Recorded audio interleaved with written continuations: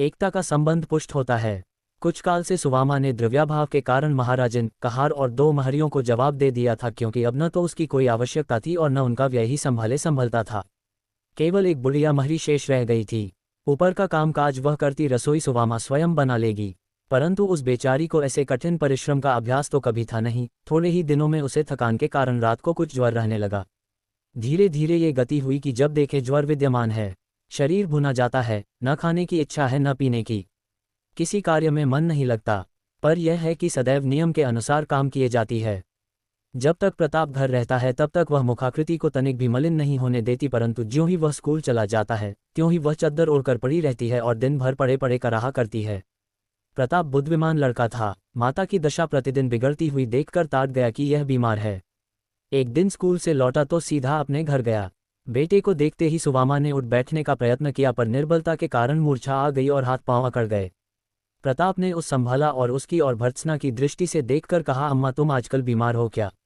इतनी दुबली क्यों हो गई हो? देखो तुम्हारा शरीर कितना गर्म है, हाथ नहीं रखा जाता। सुवाम ने हंसने का उद्योग किया।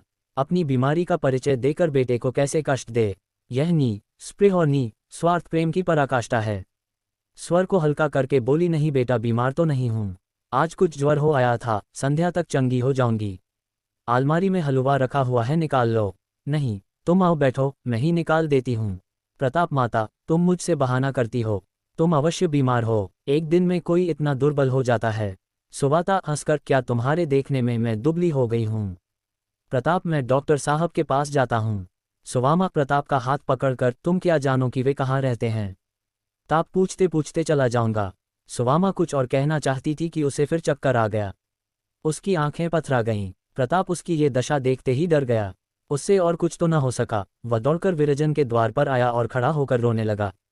प्रतिदिन वह इस समय तक विरजन के घर पहुंच जाता था। आज जो देर हुई तो वह कुलाई हुई इधर उधर देख रही थी।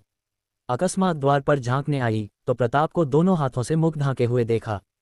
पहले तो समझी कि इसने हंसी से मुख छिपा रखा है। जब उसने हाथ हटाए तो आंसू दीख पड़े। चौंक कर बोली, लल्लू क्यों रोते हो, बता दो। प्रताप ने कुछ उत्तर न दिया, वरन और सिसकने लगा। विरजन बोली, न बताओगे क्या? चाची ने कुछ कहा? जाओ तुम चुप नहीं होते। प्रताप ने कहा, नहीं विरजन, माँ बहुत बीमार है। ये सुनते ही विजरानी दौड़ी और एक सांस में सुवामा के सिरहाने जा खड़ी हुई। देखा तो वह सुन्न पड़ी हुई है, आंखें मुंद हुई हैं और लंबी सांसें ले रही हैं। उनका हाथ थामकर विरजन झिंझोड़ने लगी, चाची कैसी जी है, आंखें खोलो, कैसा जी है? परंतु चाची ने आंखें न खोलीं। तब वह ताक पर से तेल उतारकर सुवाम के सिर पर धीरे धीरे मलने लगी। उस बेचारी को सिर में महीनों से तेल डालने का अवसर न मिला था। ठंडक पहुंची तो आंखें खुल गईं। विरजन, चाची कैसा जी है, कहीं दर्द तो नहीं है? सुवामा, नहीं बेटी, दर्द कहीं नहीं है, अब मैं बिल्कुल अच्छी हूँ। भैया कहाँ हैं? विरजन, वह तो मेरे घर है, बहुत रो रहे हैं। सुवामा, तुम जाओ उसके साथ खेलो, अब मैं बिल्कुल अच्छी हूँ। अभी ये बातें हो रही थीं कि सुशीला का भी शुभागमन हुआ। उसे सुवाम से मिलने की तो बहुत दिनों से उत्कंठा थी, परंतु कोई अवसर न मिलता था। इस समय वह सांत्वना देने के बहाने आ पहुंची। विरजन ने अपन माता को देखा तो उछल पड़ी और ताली बजा बजाकर कहने लगी, माँ आई, माँ आई। दोनों स्त्रियों में शिष्टाचार की बातें होने लगीं। बातों बातों में दीपक जल उठा। किसी को ध्यान भी न हुआ कि प्रताप कहाँ है। थोड़ी देर तक तो वह द्वार पर खड़ा रोता रहा, फिर झटपट आंखें पोंछकर डॉक्टर किचलू के घर की ओर लपकता हुआ चला। डॉक्टर साहब मुंशी शालिग्राम के मियों में से थे, और जब कभी का पड़ता तो वे ही बुलाए जाते थे। प्रताप को केवल इतना विदित था कि वे बरना नदी के किनारे लाल बंगल में रहते हैं। उसे अब तक अपने मोहल्ले से बाहर निकलने का कभी अवसर न पड़ा था, परंतु उस समय मातृभक्ति के वेग से उद्विग्न होने के कारण उसे इन रुकावटों का कुछ भी ध्यान न हुआ। घर से निकलकर बाजार में आया और एक इक्केवान से बोला, लाल बंगल चलोगे? लाल बंगला प्रसाद स्थान था। इक्कावान तैयार हो गया। 8 बजते बजते डॉक्टर साहब की फिटन सुवामा के द्वार पर आ पहुंची। यहाँ इस समय चारों ओर उसकी खोज हो रही थी कि अचानक वह सब एक पैर बढ़ाता हुआ भीतर गया और बोला, पर्दा करो, डॉक्टर साहब आते हैं। सुवामा और सुशीला दोनों चौंक पड़ी। समझ गईं, ये डॉक्टर साहब को बुलाने गया था। सुवामा ने प्रेमाधिक्य से उसे गोदी में बैठा लिया। डर नहीं लगा? हमको बताया भी नहीं, यूं ही चले गए। तुम खो जाते तो मैं क्या करती, ऐसा लाल कहाँ पाती? ये कहकर उसने बेटे को बार बार चूम लिया। प्रताप इतना प्रसन्न था मानो परीक्षा में उत्तीर्ण हो गया। थोड़ी देर में पर्दा हुआ और डॉक्टर साहब आए। उन्होंने सुवामा की नाड़ी देखी और सांत्वना दी। वे प्रताप को गोद में बैठाकर बातें करते रहे। औषधियों साथ ले आए थे। उसे पिलाने की सम्मति देकर 9 बजे बंगले को लौट गए। परंतु जीर्ण ज्वर था, अतः पूरे मास भर सुवामा को कड़वी कड़वी औषधियां खानी पड़ी। डॉक्टर साहब दोनों वक्त आते और ऐसी कृपा और ध्यान रखते मानो सुवामा उनकी बहन है।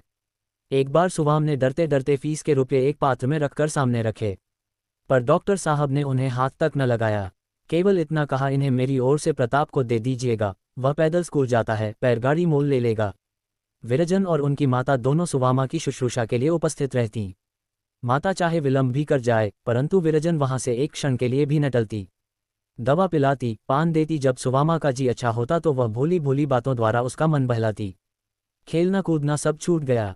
जब सुवाम बहुत हट करती तो प्रताप के संग बाग में खेलने चली जाती।